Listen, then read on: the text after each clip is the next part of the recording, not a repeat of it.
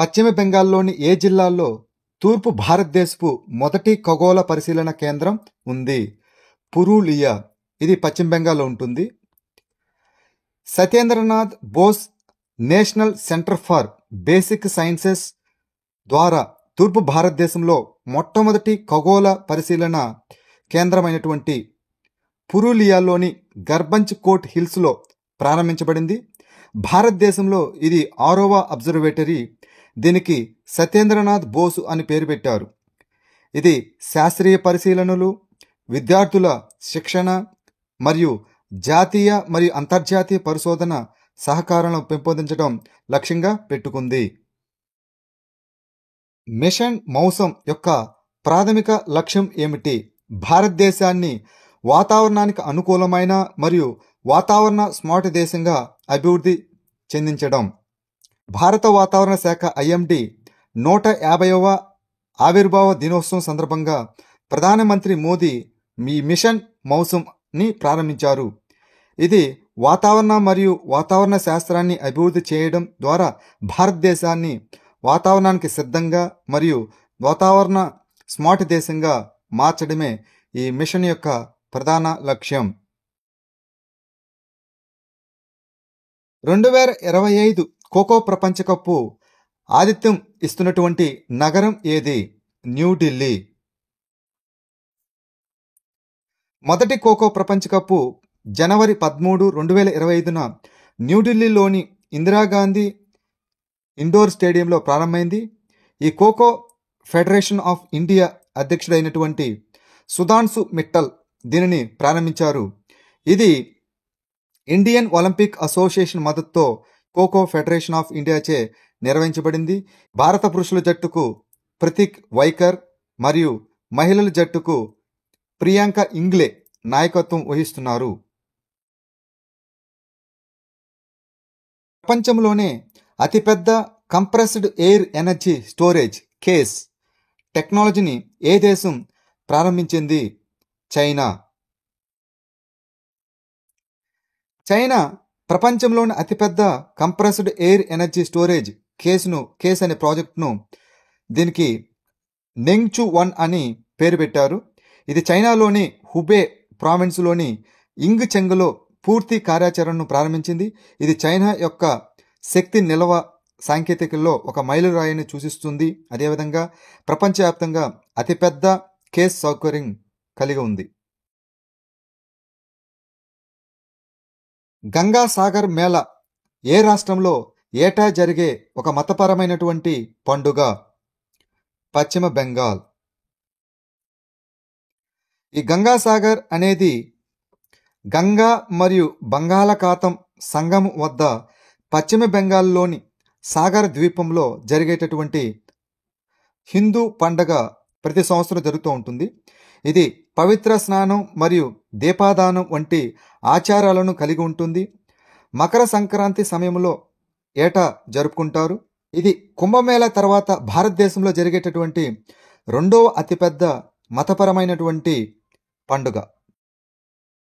భారతదేశంలోని ఏ భాగాన్ని IUCN international union for conservation of nature బెదిరింపులో అనగా థ్రెటనింగ్స్లో ఉన్నటువంటి మంచినీటి జాతులకు కీలకమైన గ్లోబల్ హాట్స్పాట్గా గుర్తించింది?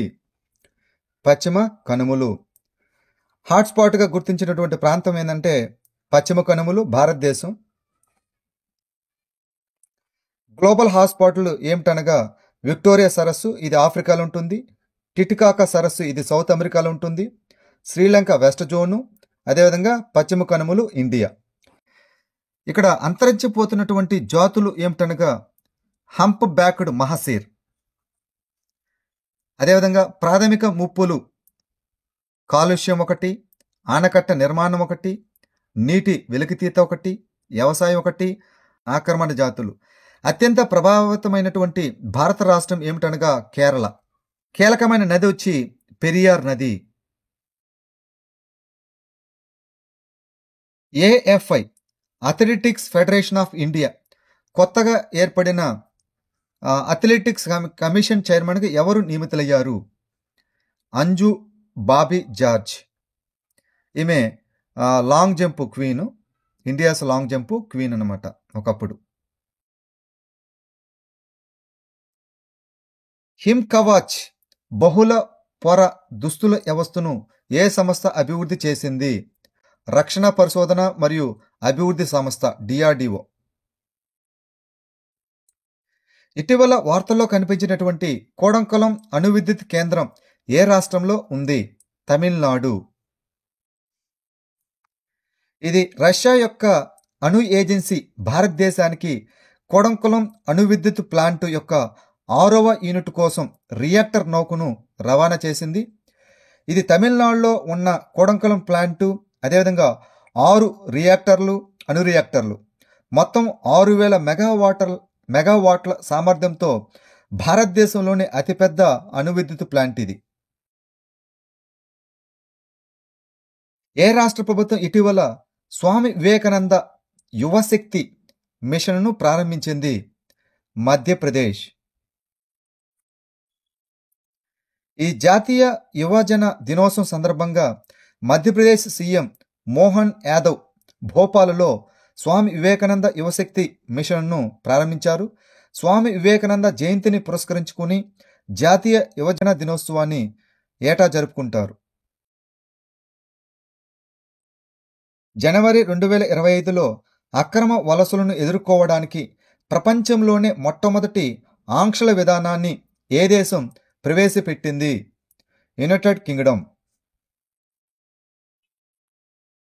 వ్యక్తుల అక్రమ రవాణాను ఎదుర్కోవడానికి, అదేవిధంగా నేరాలకు మద్దతిచ్చే అక్రమ ఫైనాన్స్ను నిరోధించడానికి యునైటెడ్ కింగ్డమ్ ప్రపంచంలోని మొట్టమొదటి ఆంక్షల విధానాన్ని ప్రకటించింది.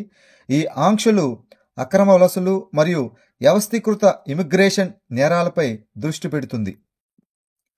భారత్ క్లైమేట్ ఫోరం 2025 సందర్భంగా కేంద్ర మంత్రి పీయూష్ గోయల్ ఏ పోర్టల్ను ప్రారంభించారు? Bharat clean tech manufacturing platform. దీని యొక్క లక్ష్యం ఏమిటనగా సౌర, గాలి, హైడ్రోజన్ మరియు బ్యాటరీ నిల్వల్లో భారతదేశం యొక్క క్లీన్ టెక్ విలువ గొలుసులను బలోపేతం చేయడం. దీని యొక్క ప్రయోజనాలు వచ్చి సహకారం, అదేవిధంగా సహ ఆవిష్కరణ, ఫైనాన్సింగు మరియు వనరుల భాగస్వామ్యాన్ని ప్రోత్సహిస్తుంది. ఇన్రోడ్ ప్రాజెక్ట్ భారతదేశంలోని ఏ ప్రాంతంలో సహజ రబ్బరు నాణ్యతను పెంచడం లక్ష్యంగా పెట్టుకుంది? ఈశాన్య భారతదేశం. ఈ ఈశాన్య భారతదేశంలో సహజ రబ్బరు నాణ్యతను మెరుగుపరచడానికి ఈ ఇన్రోడ్ ప్రాజెక్టును చేపట్టారు. ఇన్రోడ్ అనగా Indian natural rubber operations for assisted development. ఈ 100 కోట్ల ప్రాజెక్టు. ఈ ప్రాజెక్టు యొక్క ఫోకస్ ఏమిటనగా ఈశాన్య భారతదేశంలో సహజ రబ్బరు నాణ్యతను పెంచుతుంది, అదేవిధంగా మౌలిక సదుపాయాలను ఏర్పాటు చేయడం. ఇక్కడ మౌలిక సదుపాయాలు అనగా ఇన్ఫ్రాస్ట్రక్చర్ ఏర్పాటు చేయడం మరియు రబ్బరు రైతులకు నైపుణ్యాభివృద్ధిని అందించడమే ఈ ప్రాజెక్టు యొక్క లక్ష్యం. అధికారిక గణాంకాల కోసం బిగ్ డేటా మరియు డేటా సైన్స్తో తన ఎంగేజింగ్ మెరుగుపరుచుకోవడానికి భారతదేశం ఏ అంతర్జాతీయ సంస్థలో చేరింది? అధికారిక గణాంకాల కోసం బిగ్ డేటా మరియు డేటా సైన్స్పై ఐక్యరాజ్య సమితి నిపుణుల కమిటీ UNCEBD. ఇటీవల అంతర్జాతీయ గాలిపటాల పండుగ ఏ రాష్ట్రంలో ప్రారంభమైంది? Ahmedabad, Gujarat. Nag mark 2 anti tank guided క్షిపణిని ఏ సంస్థ అభివృద్ధి చేసింది? డిఆర్డిఓ. భారతదేశం తన రక్షణ సామర్థ్యాలతో గణనీయమైన పురోగతిని ప్రదర్శిస్తూ 3వ తరం anti tank guided missile Nag mark 2ని విజయవంతంగా పరీక్షించింది. ఈ నాగ్ మార్క్ 2 అనేది భారత రక్షణ పరిశోధన మరియు అభివృద్ధి సంస్థ అయినటువంటి డిఆర్డిఓచే అభివృద్ధి చేయబడింది. ఇది 3వ తరం anti tank guided missile ATGM. భారతదేశం 2030 నాటికి సాధించాలని లక్ష్యంగా పెట్టుకున్నటువంటి పునరుత్పాదక ఇంధన సామర్థ్యం ఏమిటి?